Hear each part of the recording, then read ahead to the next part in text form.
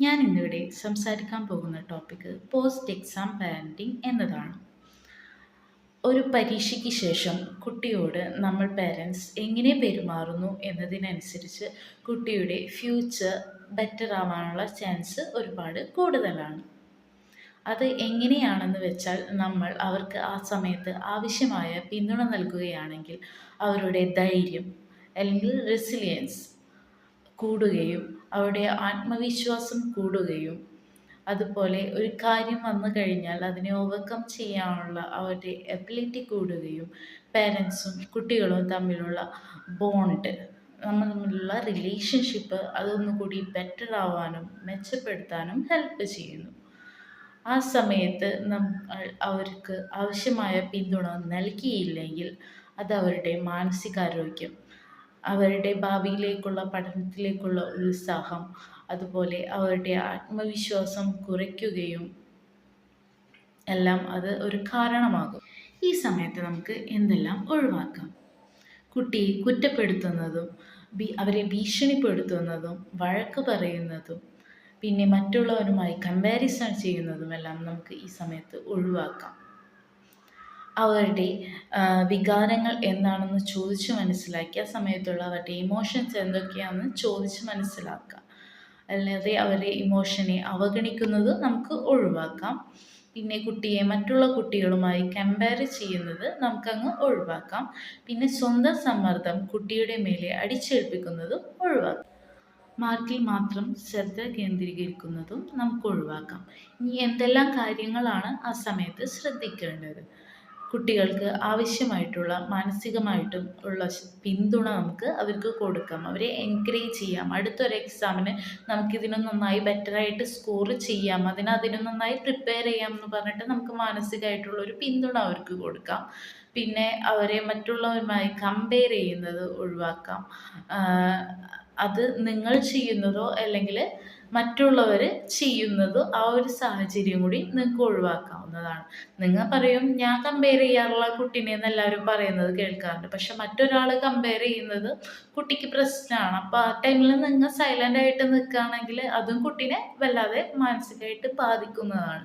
അപ്പോൾ ആ ഒരു സിറ്റുവേഷൻ കൂടി നമുക്ക് ഒഴിവാക്കാം. പിന്നെ കുട്ടീനോടുള്ള കമ്മ്യൂണിക്കേഷൻ, ആ ഒരു ടൈമിലുള്ള കമ്മ്യൂണിക്കേഷൻ മെച്ചപ്പെടുത്താൻ വേണ്ടിയിട്ട് നമുക്ക് നോക്കാം. അവരോടുള്ള കമ്മ്യൂണിക്കേഷൻ ഏത് രീതിയിൽ മെച്ചപ്പെടുത്തണം, എന്തുകൊണ്ട് നിനക്ക് മാർക്ക് കുറഞ്ഞു എന്ന് ചോദിക്കുന്നതിന് പകരം നീ നന്നായി ചെയ്തു, അറ്റൻഡ് ചെയ്തല്ലോ, ഇനി എന്തുകൊണ്ടാണ് മാർക്ക് കുറഞ്ഞതെന്ന് ചോദിക്കാതെ നമുക്ക് ഇനി അടുത്ത എക്സാമിന് വേണ്ടിയിട്ട് ഇതിന് നന്നായിട്ട് പ്രിപ്പയർ ചെയ്യാൻ വേണ്ടിയിട്ട് നോക്കാം. അപ്പം അതിനെന്തെല്ലാം നിൻ്റെ കയ്യിൽ ഐഡിയാസ് ഉണ്ടെന്ന് അവരോട് ചോദിക്കാം. പിന്നെ പ്രായോഗികമായിട്ടുള്ള ആ ഒരു ടൈമിൽ ഇൻസ്റ്റൻ്റ് ആയിട്ട് നമുക്ക് എന്തൊക്കെ ചെയ്യാൻ പറ്റും? ഇപ്പോൾ കുട്ടിക്ക് ഏതെങ്കിലും ഒരു സബ്ജക്റ്റിന് പഠിക്കാൻ ബുദ്ധിമുട്ടുണ്ടെങ്കിൽ അത് കുട്ടീനോട് ചോദിച്ച് മനസ്സിലാക്കിയിട്ട് ആ ഒരു സബ്ജക്റ്റിൽ എക്സ്ട്രാ ഒരു ഹെൽപ്പ് നമുക്ക് കൊടുക്കാവുന്നതാണ്. പിന്നെ അതുപോലെ തന്നെ കുട്ടിയുടെ ടൈം ടേബിൾ, ഇപ്പം ഏതെങ്കിലും ഒരു സബ്ജക്റ്റിന് പഠിക്കാൻ ബുദ്ധിമുട്ടുണ്ടെങ്കിൽ ആ സബ്ജക്റ്റിന് കുറച്ച് ടൈം കൂടുതൽ പഠിക്കാൻ വേണ്ടിയിട്ട് കൊടുക്കുക. അവരുടെ ടൈം ടേബിൾ സെറ്റ് ചെയ്യുക. പിന്നെ അവരെ മൈൻഡ് ഫ്രീ ആക്കാൻ വേണ്ടിയിട്ട് നോക്കുക. അവരെ എൻകറേജ് ചെയ്യുക. ഇനി അവരുടെ കൂടെ നമ്മൾ ഇരുന്നിട്ട് ഏതെങ്കിലും ഒരു പോർഷൻ നമ്മൾ പറഞ്ഞു കൊടുക്കുന്നുണ്ടെങ്കിൽ അത് അവരോട് ചോദിച്ച് മനസ്സിലാക്കി അതിനും അവരെ നമുക്ക് ഹെൽപ്പ് ചെയ്യാവുന്നതാണ്. ഇതെല്ലാം ചെയ്യുന്നതിലൂടെ കുട്ടികളുടെ ആത്മവിശ്വാസം ഭാവിയിലേക്ക് നമുക്ക് വളർത്തിയെടുക്കാൻ വേണ്ടിയിട്ട് പറ്റും. അതിന് കുറച്ച് കീ പോയിൻറ്റ്സ് കൂടി പേരൻസ് ശ്രദ്ധിക്കേണ്ടതുണ്ട്. അവരെ മറ്റുള്ളവരുമായി കമ്പാരിസൺ ചെയ്യാതെ അവരെ പറഞ്ഞ് മനസ്സിലാക്കുക, നിങ്ങളും മനസ്സിലാക്കുക. കുട്ടികൾക്ക് ഓരോ കുട്ടികൾക്കും ഓരോ സ്കില്ലാണ്, ഓരോ എബിലിറ്റി ആണെന്നുള്ളത് മനസ്സിലാക്കുക. കുട്ടിയെയും അത് പറഞ്ഞു മനസ്സിലാക്കുക. അതിനനുസരിച്ച് അവർക്ക് ഇപ്പം ഏതെങ്കിലും ഒരു സബ്ജക്റ്റിന് ബാക്കിൽ കാണുമെങ്കിൽ അവർക്ക് ഒരു എക്സ്ട്രാ സപ്പോർട്ട് കൊടുത്തിട്ട് അതിനെ ഹെൽപ്പ് ചെയ്തിട്ട് മുന്നോട്ട് കൊണ്ടുവരാൻ വേണ്ടിയിട്ട് നോക്കുക. പിന്നെ അവർ മാർക്കിൽ ശ്രദ്ധിക്കാതെ അവർക്ക് എടുക്കുന്ന ചെറിയ ചെറിയ എഫേർട്ടിന് കൂടി, അല്ലെങ്കിൽ അവരത് അറ്റൻഡ് ചെയ്തല്ലോ, നന്നായി നീ എല്ലാ ക്വസ്റ്റ്യനും അറ്റൻഡ് ചെയ്തല്ലോ, നിനക്ക് അറിയില്ലെങ്കിൽ കൂടി നീ അതുമായി ബന്ധപ്പെട്ട ഒരു പോയിന്റ് എഴുതി വെച്ചല്ലോ എന്ന് പറഞ്ഞിട്ട് അവരെ നമുക്ക് കുറച്ചുകൂടി പ്രോത്സാഹിപ്പിക്കാൻ വേണ്ടിയിട്ട് നോക്കാം. പിന്നെ എക്സാം കഴിഞ്ഞ ഉടനെ റഷായിട്ട് അവരുടെ അടുത്ത് അടുത്ത എക്സാമിന് അല്ലെങ്കിൽ അടുത്ത കാര്യവും പറഞ്ഞ് ചെല്ലാതെ അവർക്ക് വിശ്രമിക്കാനുള്ളൊരു സമയം കൊടുക്കാം. എക്സാം കഴിഞ്ഞിട്ട് റിലാക്സ് ചെയ്യാൻ വേണ്ടിയിട്ട് വേണമെങ്കിൽ അവരൊരു ഔട്ടിങ്ങിനോ അല്ലെങ്കിൽ ഒരു മൂവിക്കോ അങ്ങനെ, അല്ലെങ്കിൽ ഒരു ഫുഡ് കഴിക്കാനോ എവിടേക്കെങ്കിലും നമുക്ക് കൊണ്ടുപോകാവുന്നതാണ്.